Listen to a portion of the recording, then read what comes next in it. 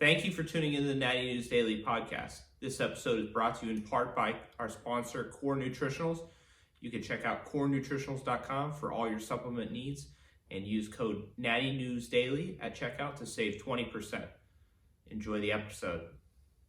What's going on, people? Welcome to another episode of Natty News Daily. We've got a special guest, Mr. Jeff Alberts from Team 3DMJ. How are you, my friend? I'm doing great. Thanks for having me. Appreciate it. Is this second time we've had you on now? Second or third, I think. Somewhere in that ballpark, yeah. Second, yeah. Second, I believe, yeah. Always leaving these episodes with some hidden gems. So for those listening and watching, make sure you got your notepad ready because this is going to be a good one. So this, I saw a story Jeff posted up about balance in bodybuilding. So I'm just going to read it out here. Balance does exist between bodybuilding and the real world. Like anything else you want to get good at, it requires patience. Practice. I can't read. Requires practice. Trust me, 10 years before this, that shredded photo in the center wouldn't have the rest of the photos around it. Would have stood there shredded with a medal around my neck and lots of time/apologies to make. For me, I define the ultimate physique as one that gets into the best shape possible while being as inclusive as possible. So I thought that was pretty good. So the photo was a picture of you just shredded to the bone with a collage around it of friends, family, and all that good stuff. So you've now been doing this a very long time. What has been your progression as far as balance goes over these last couple decades? Oh my gosh, where do we start with that? So all those pictures, let's start there. So all those pictures were taken during my 2014 prep. So none of those were taken like off season. So that's like one of them's me sitting there. We're at a flea market, sitting on the tailgate of our car, eating corn. Yep. Where I wouldn't have done that 20 years ago. I would have been like, how am I going to track this corn? I probably wouldn't have been at the flea market with my kids. Yeah. I would have been like, no, I'm not going to go do that because it's going to take me out of my normal routine, my normal bodybuilding routine. And, you know, it's sacrifice to win at that point. So a lot of what you see in those photos, that's non-existent in when I got my start into bodybuilding. So, and I know like it's still prevalent today that people have this mentality that you're either all in or you're all out. You know, you have to basically give up and sacrifice, whether it's food, loved ones, etc. And I just don't think that's a healthy mindset to have, you know, especially when you're first starting out. And oftentimes whatever you're exposed to, if it happens to be a certain camp, and you gravitate towards that, you relate to it. Yeah. And that's basically, it starts to get ingrained, like this is how it's supposed to be. Yeah. And over the years, I've kind of realized like slowly, like it wasn't like I went from that obsession to like, okay, now I'm balanced. Yeah. It was an evolution. It took a lot of like preps to kind of figure out, okay, how to kind of balance the both worlds as far as like prep and the real life, real world. And it's still an ongoing process. Because just the other day, I asked my wife, like, how am I doing? And she's like,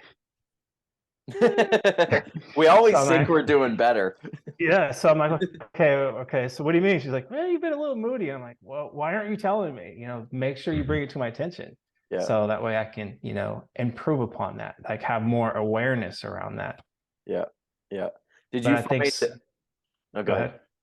I was just going to say, I think sometimes we just don't have that awareness. Yeah. And I think we just kind of expect people to kind of tolerate, you know, what we're going through. And it's the fact is it's a choice. Like you guys know, you guys have all done this. Yeah. It's a choice that you make to basically starve yourself. Yeah, for sure. So it doesn't give you like a pass to be an ass. You know, I think a lot of times it's by like sacrifice to win mentality. It's like we're saying that to justify the behaviors that we're not really willing to change for the betterment of the people around you who are putting up with our shit, for lack of a better term. Did you find when you started, like I found I was very much attracted to like that hardcore mentality that, oh, no one else around me can do this. Like I'm the one that's got the dedication and stuff to do it, right? I think identity, right? Yeah, I think we all fall into that at some point or another. It's an ego thing. It's like, here's the thing too, is like, I didn't have the internet when I first started, didn't exist. So in my mind, I'm training harder than anybody else. I deserve to win. I'm sacrificing, bro. Like, I'm training harder than anybody out there. You show up on show day, and I remember one show I didn't win, came in second, but because I had the belief that I should win, I was a jerk. Like, after I got the second place, I walked off, like, verbally saying out loud, I got screwed. Like, I look back on that, I'm like, yeah, that's such an ugly and immature moment for me. Yeah. But I think a lot of us kind of fall into that trap where we want to try to outwork people. I mean, there's so many people out there, like, chances are you're probably not outworking everybody. Yeah. Maybe a few here and there, or you're basically equivalent. But I mean, now with science and all that, we can look and go, okay, we don't need to be training in failure all the time to get a stimulus. Yeah. So I think a lot of time it's like people's personalities gravitate certain camps. And kind of the reason I made the post was like, I just saw another post that was like, if someone's like their first exposure to bodybuilding is this, yeah, I'm like, this is not good. So like, okay, let me balance yeah, out yeah. the body, this post with another side here. When that's the thing too, and that's why I love when you do those posts, is a lot of people don't realize that there's other options, right? Because when we get into the sport, it's normally you see one person and then you find their followers, and then you're already in an echo chamber without realizing it, just thinking like, well, this is the way it is because this is only the experience that I have. I see it with other competitors that I talk to or other clients that come into, my coaching, where it's like, no, you don't have to suffer. You don't have to eat like 1,100 calories and do 6 cardio sessions. There are other ways, it's a little bit different planning, but yeah. So no, I am always very appreciative of your posts in that regard, because it might be, like you said, the first time anyone's ever seen that perspective. Yeah. And not to say that, because I think sometimes too, like, balance, people kind of see that as being soft, like you're not willing to go the extra mile to attain your goals. It's more about just prioritizing your energy. And that was the other part of my post, is like, I kind of realized like, okay, there's 24 hours in a day. Like, I don't need to be obsessed about bodybuilding 24 hours a day. Like me sitting on the couch with my wife watching a show, and I'm like, I got to think about tomorrow's training session, bro. Got to make sure I'm bringing the intensity. Like, that's not going to serve any purpose there. It's like the hour that I train a day, the 5-10 minutes I put food in my mouth, like, that doesn't require a lot of time. So I realized, okay, my mentality around life and bodybuilding, like, you can just shift energy around where you need it. And Do you think go ahead. In hindsight you sacrifice for the sake of sacrificing rather than totally doing things that were actually productive? Totally. Yeah. I mean, I had like, I don't train to failure all the time now, but back in my 20s, I did. In my 30s, I did. Like, I was that hardcore Dorian Yates, Mike Menser type camp. Like, I would go to failure and beyond. Like, when I had training partners, it was 4 streps, and then 4 streps, it was static holds, like all in the same set. So it's like when people say, oh, Jeff's soft because the balance thing, I'm like, dear Lord, I've been on, like, I've seen so many facets of the sport. It's like, I know how to, now it's like, there's moments in my training, like, I don't have time to train today. I only have 30 minutes. Well, okay, all of a sudden I'm going to be Dorian Yates today. I'm going to get after it and crush it for 30 minutes, make sure I get a good stimulus. Then I have other things to get to. There might be other days where I'm like, you know what, I have a little extra time today, but I just don't feel like raising my intensity. Well, I'll just do a little bit more volume. So the intensity isn't as high, but I'm still getting enough of a stimulus to make sure muscle doesn't go anywhere. So it's just a matter of, like, I think exposing yourself to those echo chambers, it's not a bad thing if you're not getting, like, stuck into it. It's like, maybe, okay, hey, let me follow these people for a little bit. Let me see what they're about. Let me go over here. Let me follow them a little bit. So eventually you're like, okay, you know what? Maybe a little bit of that is good. That's a little good. Then you learn how to kind of, like, basically a jigsaw puzzle. Yeah, exactly. When I my last season with Cliff, the one thing he told me that really stuck out, he's like, bodybuilding is like a dimmer switch. It's like, he's like, for a lot of you guys, It's never off. Like there's no period in time when it's at 0. But over the course of a prep, you start turning it up. The end of a prep, it's at 100. But in the off season, like turn it down to like 70. Right? Go out for dinner, go to the movies, have some ice cream. You can't train today, it's not the end of the world. It's not off, right? Like I think we can all say we have habits that would be very, very hard to break that are conducive to bodybuilding, like nutritionally, lifestyle wise. We probably avoid drugs and alcohol. We probably eat protein quite regularly through the day. Those are, unconscious actions now. And he's like, so many people try to run it at 100, 24/7, 365. And eventually wheels are going to start falling off. Oh yeah, you don't make it. No. And he's like, the guys that I see, like yourself that have done this now long term, have had great careers, built these incredible physiques. They know how to use that switch. They know when to turn it down, when to turn it up. And, the ones that run on 100 for 2-3 years, they have short careers because then they burn themselves out. They get resented towards it. They crash and burn every other area of their life that eventually when bodybuilding goes away, they've got nothing left. I was like, that was me my first 3 years. I did 93, 94, 95, 3 straight years. bang, Switch bang, was bang. on, man. Just Yep. even through the off season, it's on. And it was flashing red. Eventually, I guess I got burned out. Yeah. Like if I had $1 for every time I said I was retiring, I'd probably be a millionaire by now because it was constantly like go, go, go, then stop, burn out. And then it's like not just physically, but mentally, emotionally, just crash and burn. And then it's hard to kind of get yourself back out. So it's like if you were to put that on a graph, my early days were like up and down, up and down, up and down. Whereas through my 40s and now into my 50s, it looks more like this, kind of like Cliff is saying, it's like a dimmer switch.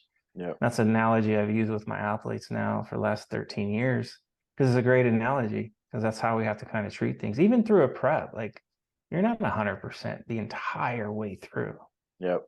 To get to elite level conditioning, it takes sometimes months to get to that level of conditioning. So to think like I'm going to be like on the entire time, like something, you're going to sacrifice. Like, what are you sacrificing though?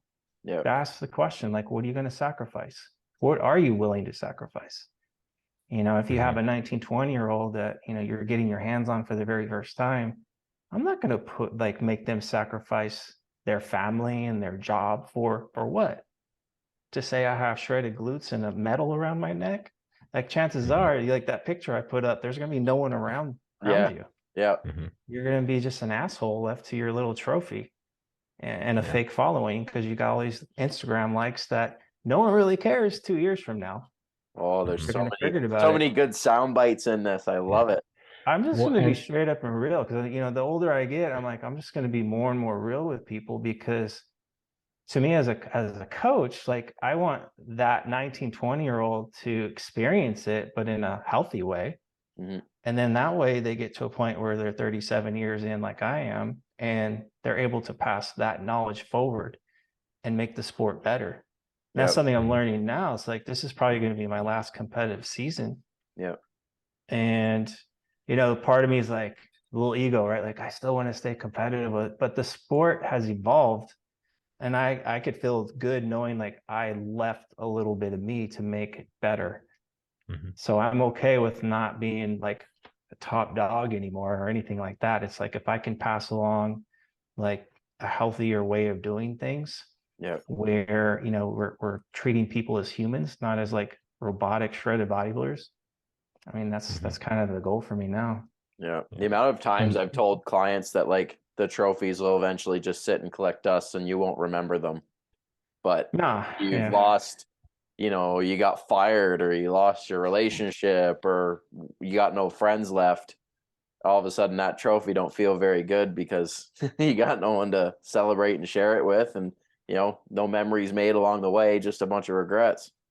Another real aspect is, what else do you get outside of a trophy? Like, even if you get a pro card and you go to the pro stage, like I'm not like the top dog in the sport. So it's not like I can hit up every show and be in the green as far as like making money. Every time I do a show, it's like, okay, it's costing me financially, like easily over $1,000. Yeah. And even if even if you win, some shows don't offer $1,000 prize money. So it's like, I think my best year was 2014. I did the Pro International. I won the show. I got $1,700 for it. It cost me $1,200 to do the show. So I had $500 in the green. I took that and I bought my plane tickets for Worlds. And I still had to pay for the hotel and all the entry fee and all that stuff. And I placed fourth at Worlds, which is a very good top 5, right? Let's do something pretty special. Totally. And there was no prize money for fourth. Yeah. So Yeah. I ended up coming in the red my best pro year. So to say, okay, I'm like, you got to ask yourself, how much sacrifice are you willing to do, and where are you going to sacrifice? So the way I kind of look at the balance aspect is like, if the mentality is like, I'm going to do whatever it takes to be the best, and if that means leaving your loved ones in the dust or whatever, like, well, if you have that willing to sacrifice, well, why can't you sacrifice and learn how to be balanced? Like, if you want to be like top dog, learn how to be balanced. Like, if you want to up your game, be more balanced. Like, make that a part of your protocols. Mm-hmm. Yeah. How do you go ahead, James? I want to point out something too, just for like especially like the younger athletes, because right, like Worlds, big shows, if you're a top pro, like there are hard and fast deadlines to your prep. But for the first time competitor, it's not an either or thing, right? You talk about like, do you get the shredded glutes, or do you have the, family interaction, the social interaction? What's the true cost of going out and having a slight meal that's maybe 300-400 calories over your plan? Is what you add 1 to 3 extra days of dieting, right? So maybe you do a show that's 1 week later or 2 weeks later. If you're not sold on, I have to do this one show, you can have both if you're planning things right. And that's something that you guys do or preach a lot, right? Like, build in that buffer, have the extra time just in case things don't go well. Yeah, exactly. Like time, like that's probably like the first thing we do in designing a prep is like the timeline. Mm-hmm. So I mean, you can kind of do the generalities, like, okay, we're going to lose 20 pounds in 20 weeks type of deal. But it's like always like, okay, let's add in another 8 to 10 on top of that because of life factors, because of plateaus. Like, I mean, who wants to go through 5 or 6 months out of your life or longer and not have a date night? It's like, sorry, babe, I can't go out to eat. Yeah. I guess that's to me, it's like, it's so easy to be inclusive with those things, like creating buffers, like, okay, the day before eat a little bit lighter, or the day of eat a little bit lighter, or even swiping a credit card. Like, something can be spontaneous where, let's say you overeat by 500, 600, 700 calories or 1,000, let's say, just be assertive. Think of it as you just swiped a credit card. You got to pay that back now. It's got some high interest rates, but you're going to have to pay that back. So you balance out by having a nice meal with your loved one, but now you just pay it back the next week. And whether it's like reducing calories down every day for a week or a week and a half, like, everything isn't like here. It can be here if you account for a nice timeline. So that way you can be more inclusive with things and have a bigger playbook. So if you like back in the day when like 2011, 2014, those preps, like, it was, I wouldn't say unheard of, but it wasn't like out there as much, where a 47-week prep or a 50-week prep, like, those were my preps. People were like, what are you doing? You're going to lose muscle. I'm like, no, it's basically called balance. It's called basically like distributing your energy wisely. Mm-hmm. How does that conversation go when you talk about this stuff and you have a client that's like resistive and they're like, no, man, I can't, we have to do blah, blah, blah. Like, how do you today. Yeah. So how do you, like, I don't want to use convince them, but like educate them, inform them? Like, how do you navigate that? So this conversation today wasn't really contest prep, but it was more so like this person was ingrained, or I should say they're exposed to a lot of the science from certain camps. So it's almost like shredded glutes is replace it with science, right? Like, this person very fixated on trying to be quote unquote super optimal. Ooh, so love that. And they were very fixated on aesthetics. So they want to compete in 2025, but there's a lot of work to do now in order to kind of make sure their prep is what I like to call balanced. So it was trying to convince this person that not to run the only reason they were wanting to run a cut is because they think that's the most optimal way of like gaining muscle, like leaning down and coming back up. But the deeper I got into the conversation, the deeper I got into their life context, there was relationship issues. There's 3 children at home that are 3, 4, and 6. There's like food issues, like as far as like how their behavior is around food.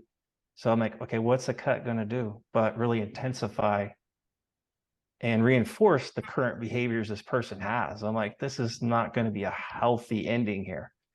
Yeah. So it's like, okay, if we're going to do this thing in 2025, there's a lot of work to be done now to make you more of a healthy, well-rounded bodybuilder, a more mature bodybuilder.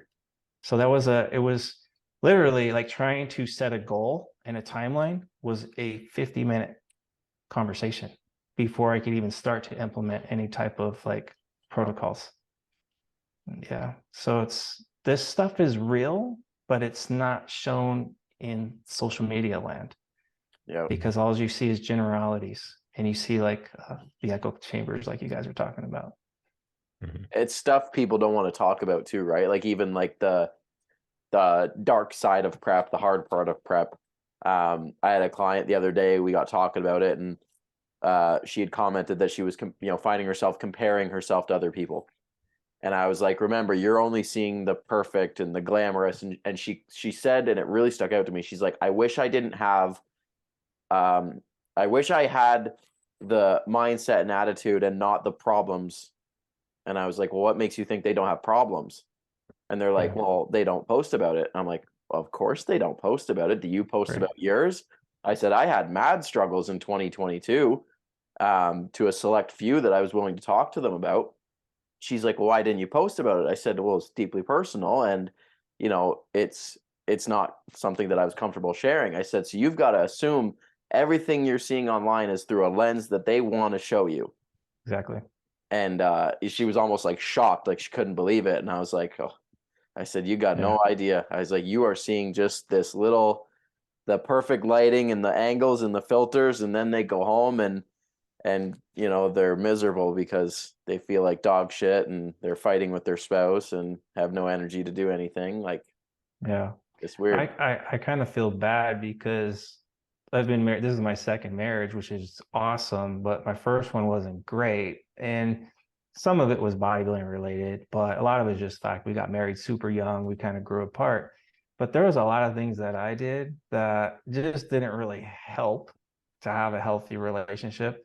Yeah. And I mean, I don't mind sharing now. I mean, because at the time I probably would have been like not sharing. I would have been like, no, I don't want no one to know that I was an asshole or whatever. But I remember one time my ex-wife was super scared. Like the weather was just crazy, man. It was like really bad weather. And I had to get to the gym. Like, I got to go to the gym. I got to train. And she's like, no, I don't want you to go. Can you stay? And I'm like, no, I'm going.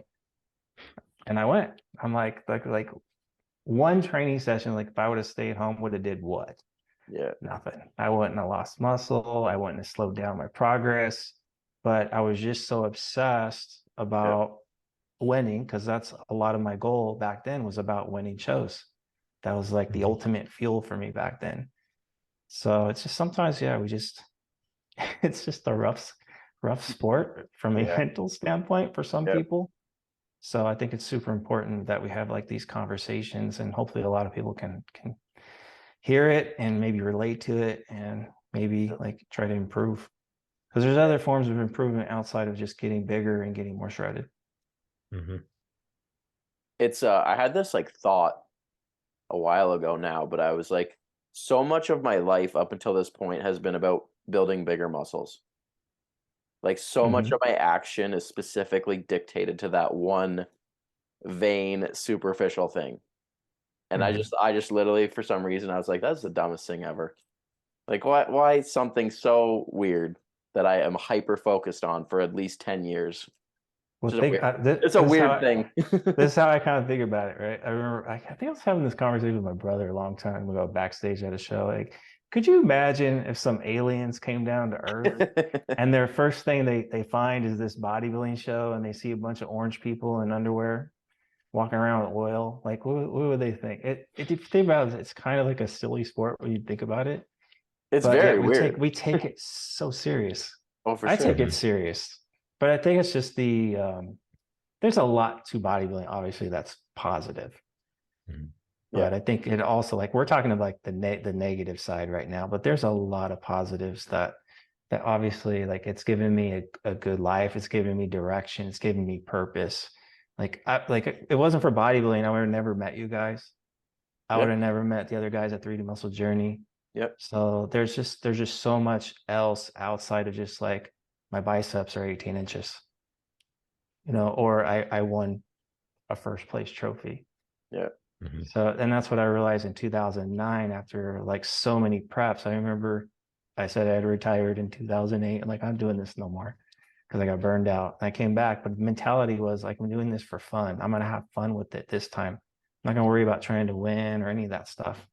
And that's a part of balance too, is that instead of having just the goal of like winning or placing high or beating others, it's like, don't forget to have fun. So I changed the whole mindset around that. And it's just like, and that's where, for me anyways, like I did have a lot more fun, but also it opened me up to meet people, because before that I was very closed in and highly competitive. Yep. So if I would have went backstage with you guys, I'm competing against you guys, I wasn't talking to you guys. It's like I'm beating you guys. I'm not talking to you. So that season, I mean, that's where I met the other guys at 3D Muscle Journey, and that literally changed my life for the better. Like, I'm talking about life outside the gym, Yeah. because up until then it was a little on the darker side. So For sure. that's another aspect of being inclusive, because some people, they like, if they're having fun, they think it's soft. You got to be a warrior, man.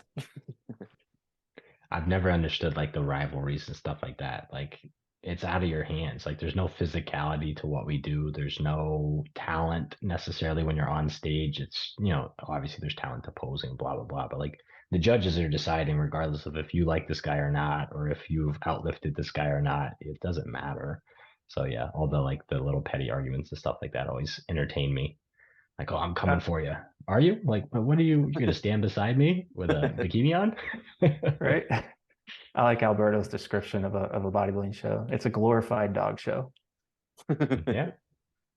It's pretty But accurate. as far as it being like, I kind of like, sometimes, we call our the people we work with, we call them athletes. We don't really call them clients, call our athletes, because kind of figure, okay, you're training, you're an athlete.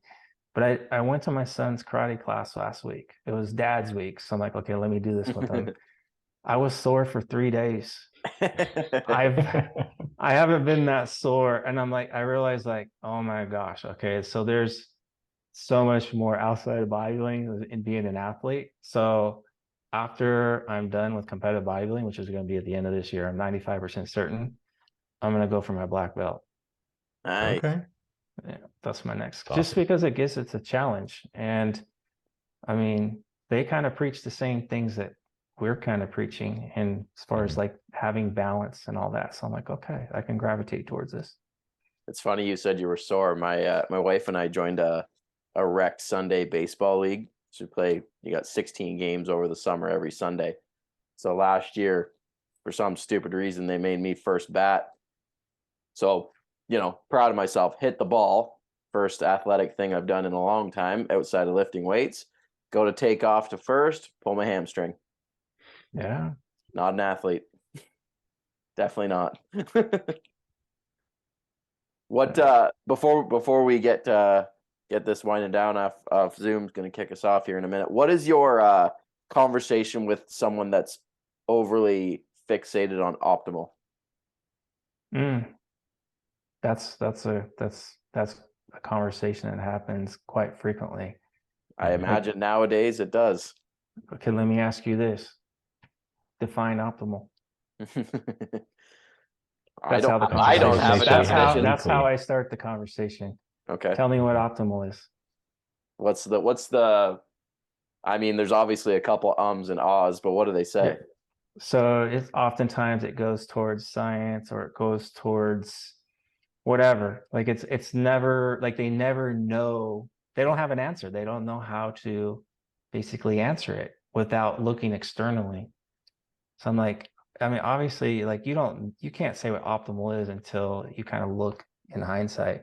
And even then, it's like, are you sure that could have been more optimal or not? Like that's how, like I had a question the other day because I've been doing this for 37. Oh yeah, the question was if I wouldn't have competed. So because basically I've done 15 or 16 seasons over the last 30 years. So this person assumed I did it every other year. So the question was like, if I did that, if I would have had long off seasons and maybe not compete at all, do you think I would have had more muscle? I'm like, I have no idea. I have Not sure, no man. idea. There's no, why even worry about it? So to me, it's like, try to be as practical as you can. Like if you chase practical instead of optimal, Ooh, chances are you're going to be more optimal. And that's something I There's the learned in soundbite. 2014 as well, is the fact that that was the first prep where I couldn't be as obsessive and sacrifice as much as I used to because I had a family now to take care of. Can't train today? Well, shit. Okay, I'll train tomorrow. Well, I'm going to eat corn with my son in the tailgate of the car because I don't want to be the asshole dad that says no. I had my stepdaughter in that prep. I remember it was her birthday. She's like, are you going to eat pizza with me? And, you know, my first thought, I'll be honest, I was like, oh, man, I don't know, man. I was like, this is a lot of calories right now. And I said, you know what? I'm going to have pizza with you. And I just like redistributed calories thereafter. So, yeah, it's just like, what is optimal? It's a good question. Like, be practical. And then you'll have balance. You'll start to gravitate more towards that. Yes. Beautiful. You won't know what that is until like you experience it though. So the first year or so, you're going to be like, okay, you're trying to find that 2 years in, 3 years in, 10 years in. You guys know, you guys have been training a long time now. You guys have a good handle on yourselves now. It's because it's the experience. My son asked me the other day, what's wisdom, Dad? I'm like, that's a good question, right? He's only 10. I'm like, well, you're 10, you haven't experienced a lot, so you don't have a lot of wisdom. Like as time moves on, you'll get wiser. Because there's a difference. There's like, I'm not smart. Like there's obviously a lot more smart people in bodybuilding than me, but I'm pretty wise. And there is a certain intelligence that comes with wisdom. It's just a little bit different. Best way to learn is to do, really. A lot of times. Didn't Yoda say that? I don't know. I said that. That's good though. I like it. I am Yoda. It's true though, right? Yeah. Yeah. It is. Amazing. We'll have to look that up. Yeah. None of us are wise enough to know that. I don't know if Yoda Sounds- said that or not. It sounds like something Yoda would say. I don't know. Well, I think there was I don't know definitely if a like someone's definitely said it before, but I Do don't or know. do there's like not. there is I no think that- try. Yeah, do yeah. or do not. There is no try or something like that. Yeah. Carrie's a big Star Wars nut. She's probably shaking her head right now, being like, awesome, Jeff. Well, appreciate you coming on, man. Thanks for having me. Yeah, appreciate it. If people want to reach out to you with regards to anything like this or coaching inquiries, what's the best way to get a hold of you? 3dmusclejourney.com. 3dmusclejourney.com. All right, people, if you enjoyed this episode with Jeff, let us know. Subscribe for future episodes, and we'll see you guys in the next one.